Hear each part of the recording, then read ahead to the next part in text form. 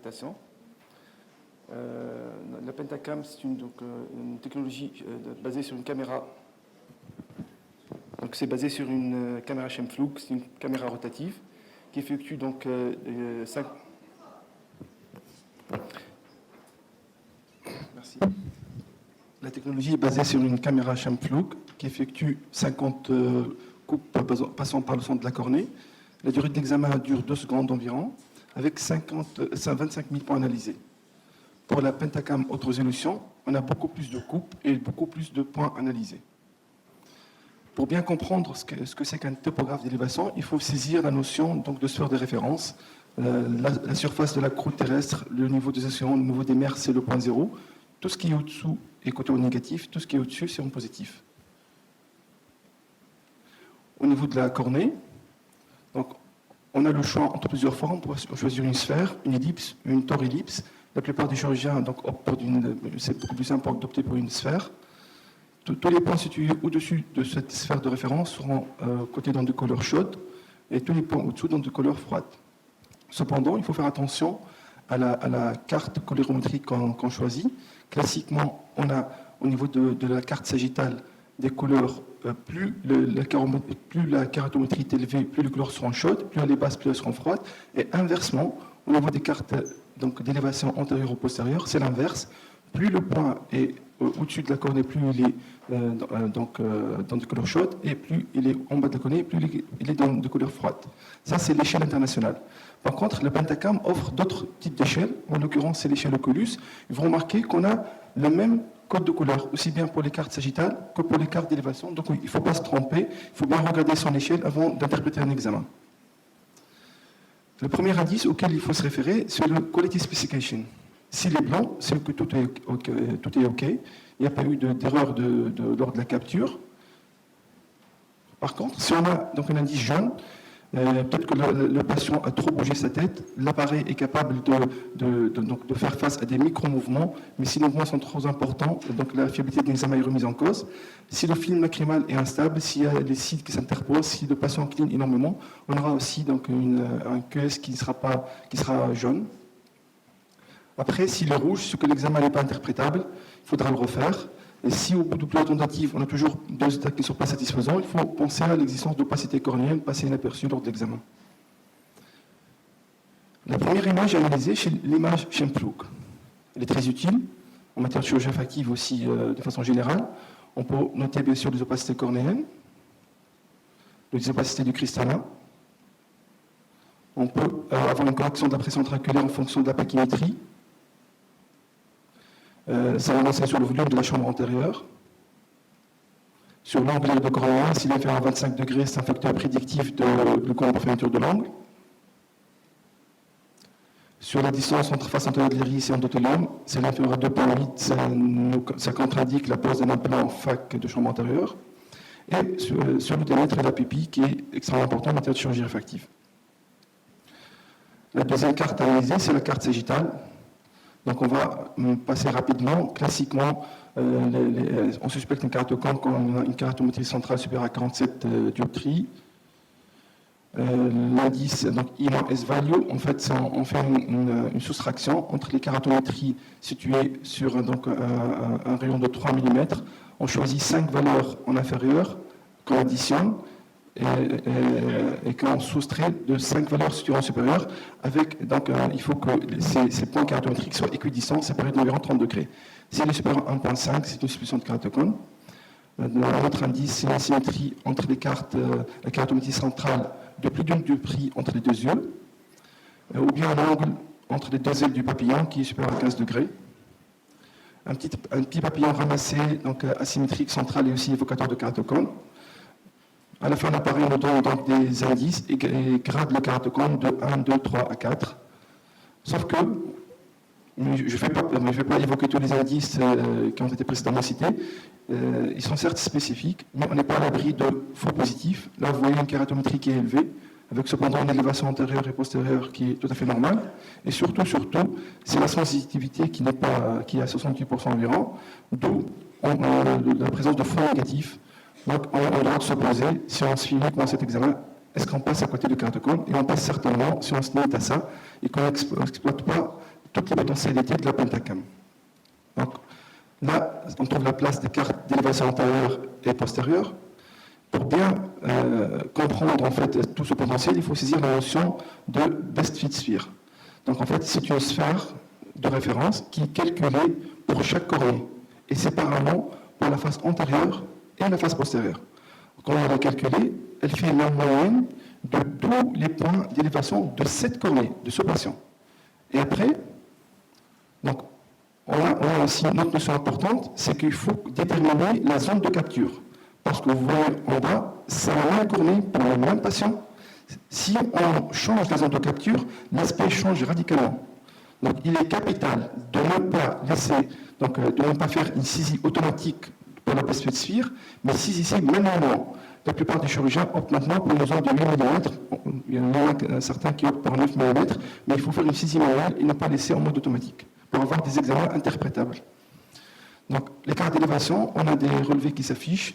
Donc, sur la carottométrie, le rayon le plus court, le plus plat, sur l'astigmatisme, son axe, sur la quality specification qu'on a déjà cité, là il est en blanc, donc l'examen est interprétable, et sur le coefficient d'aspéricité sur lequel on va revenir tout à l'heure. Alors la carte d'élévation, elle a une influence réfractive plus importante que l'élévation postérieure, parce qu'en fait la surface de la cornée est en contact avec le film lacrymal. On s'intéresse aux valeurs d'élévation au niveau de la zone des 4 mm et aussi au niveau de la zone du point le plus fin. Les indices qu'on a admis pour une BFS, donc pour une best fit sphere à 8 mm, si on a des points d'élévation de valeur inférieure à 8, c'est normal. On suspecte un kératocone si les valeurs d'élévation dépassent 8. Alors pour une BFS de 1, vous voyez que ça change. C'est pour ça qu'il est important de bien déterminer donc, sa zone de capture. Si c'est inférieur à 12, c'est normal. Entre 12 et 15, c'est une suspicion de kératocone. Et plus de 15, c'est un critère diagnostique de kératocone. Là, vous avez donc au niveau de la face de la carte d'élévation antérieure, donc des valeurs clairement positives qui sont corrélées avec les pachymétries fines à ce niveau. Pour la carte d'élévation postérieure, on retrouve les éléments de rayon de courbure, d'axe d'astigmatisme, de QS et de coefficient d'aspéricité. Son influence réfractive est certes moins importante, sauf que l'ectasie apparaît plus précocement au niveau de la carte d'élévation postérieure. Là, vous avez un exemple, carte d'élévation antérieure normale et des points d'élévation pathologiques. Donc, de l'importance d'analyser cette carte. L'analyse se fait donc de la zone de 4 mm. Il faut aussi s'intéresser à la zone du point le plus fin. Alors, les chiffres diffèrent un peu de ceux de la carte d'élévation antérieure.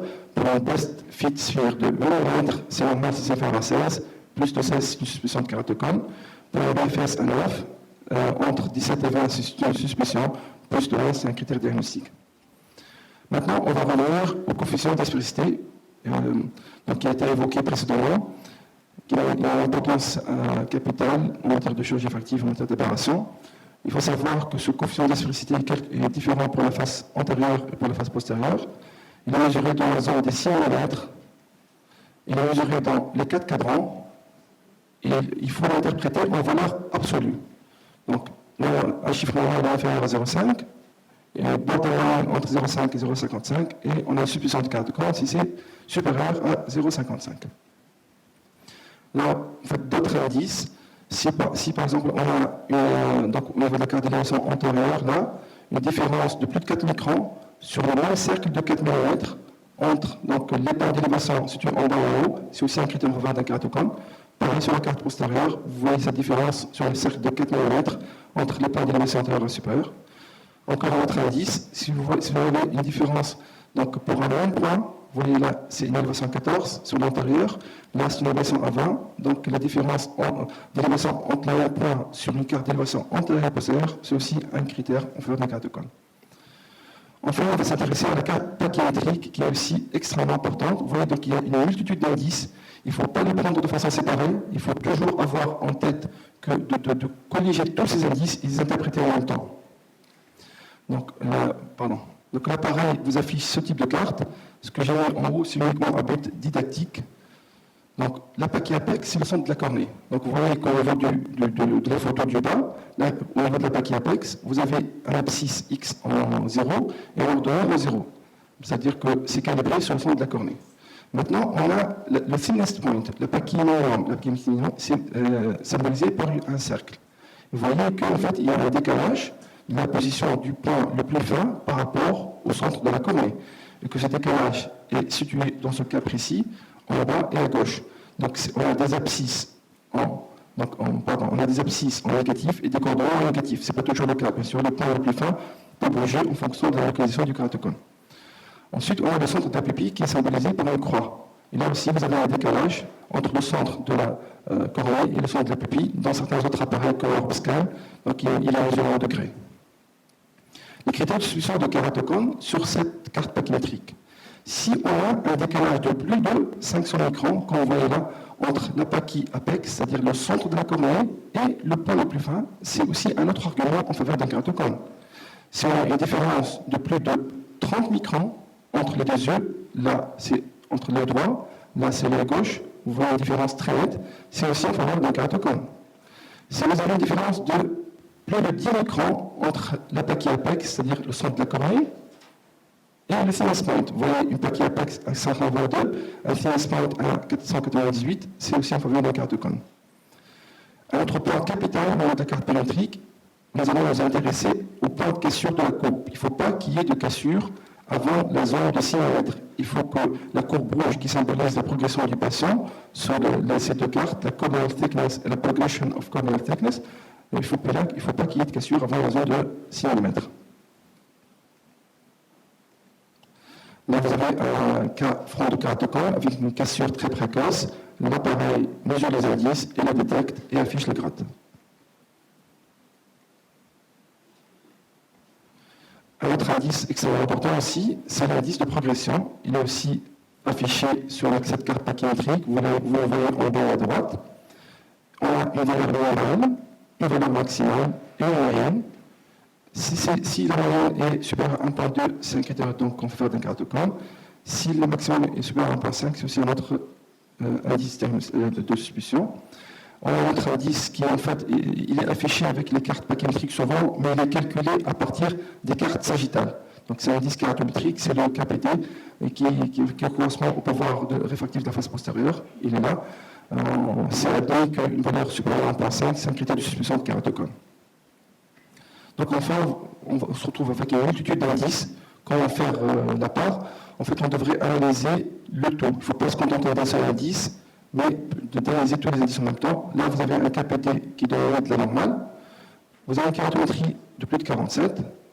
Vous avez des cartes d'élévation franchement pathologiques avec des élévations aussi bien au niveau de la carte antérieure que postérieure pathologique. Ouais. Vous avez aussi une cornée fine avec une différence entre le centre de la cornée et le thinnest point de plus de 10 microns. Donc on peut dire que c'est un kératocone. Sur un patient, vous avez en fait le KPT qui est de la normale, mais vous avez donc une cassure de la courbe avant la zone des 6 mm. On a aussi un progression index qui est pathologique, aussi bien au niveau de la moyenne que des valeurs maximales. On a en fait un décalage du thinnest point de plus de 500 microns, et on a une pachy fine, c'est surtout une différence entre pachy apex et thinnest point supérieur à 10 microns. Donc on peut dire aussi que c'est un kératocone. Là, la courbe est bonne, il n'y a pas de cassure. Le progression index est normal, le KPT est normal, le décalage est dans la limite de la normale. Il n'y a pas de différence de plus de 10 microns entre thinnest point et pachy apex. On a juste une coronée extrêmement fine à 481 microns. Est-ce qu'on est en droit d'opérer? Est-ce que c'est un kératocone?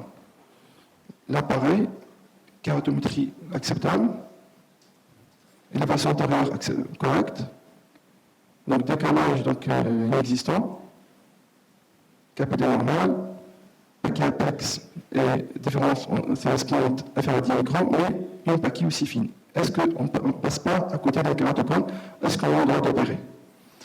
On revient à la case départ, dans ces cas limites, est-ce que c'est un kératocone?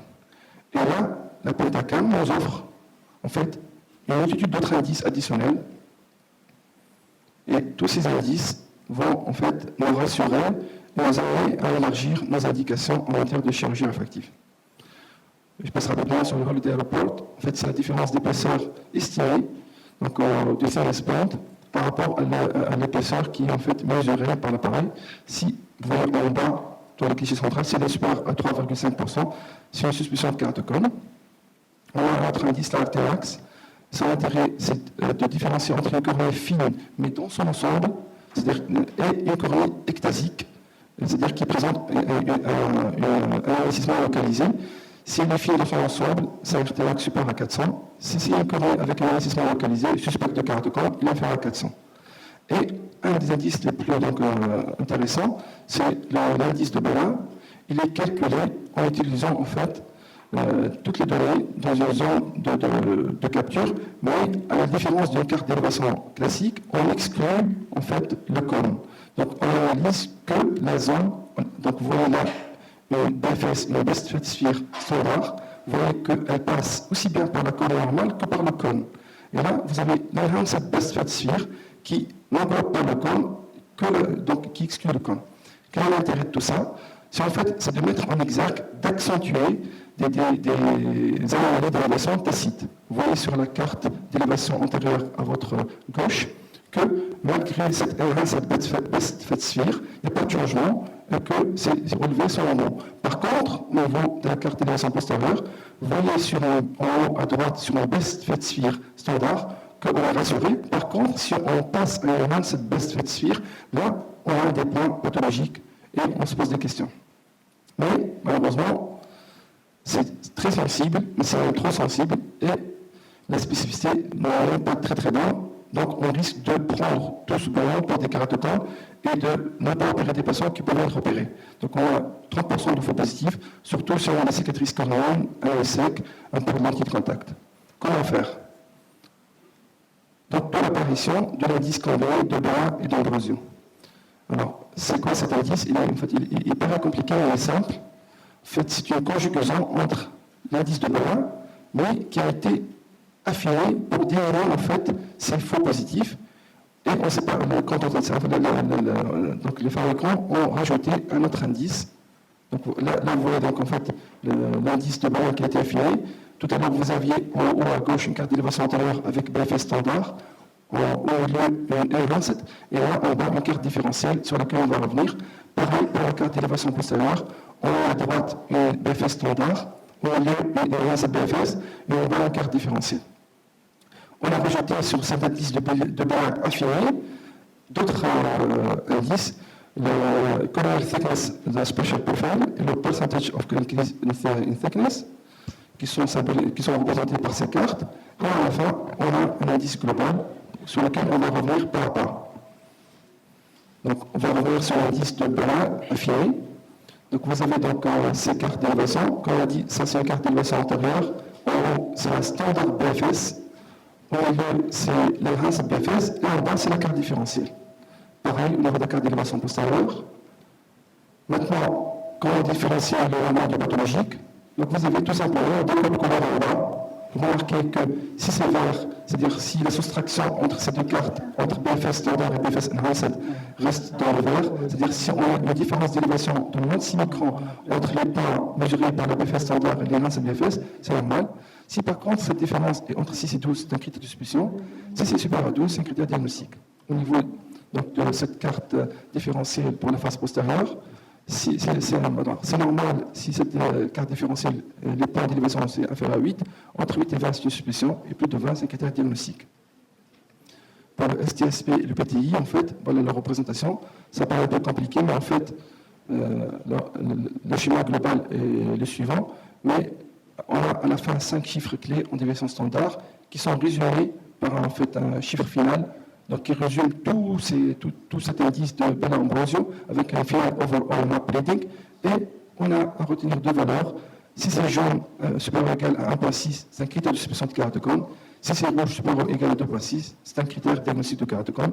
Donc, le principal message à retenir, c'est qu'on a un multitude d'indices analysés, que pour éviter les problèmes, notamment sur de complications redoutables, l'ectasie cornéenne, il faut apprendre à gérer tous ces indices et détecter un kératocone fruste. Merci.